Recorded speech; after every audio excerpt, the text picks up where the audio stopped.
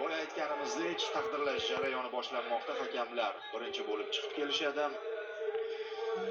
Muhammad Ahmad al-Shamroniy qatarlik referi boshqarib bordi. Ko'rdingiz, qanday hakamlik qildi. Xullas, g'alabamizda u hakamlik qildi. Mana shunday. Yaxshi. Yomon emas. Tarixda qoldi. Qarsak chalyapti yigitlar. Qarang, qarsak ajoyib, zo'r. Mana Respekt yigitlarga. Mana shunday bo'lish kerak. Hakamlar ham o'z ishini qildi, baribir. Biz hissiyotlarda bir qandaydir fikrlar aytgan bo'lishimiz mumkin-ku. mana odob, mana tarbiya. Ya'ni bizning futbolchilarni nazarda tutyapman. Shunday. Undan keyingi kadr emas. Lekin bir narsa borki,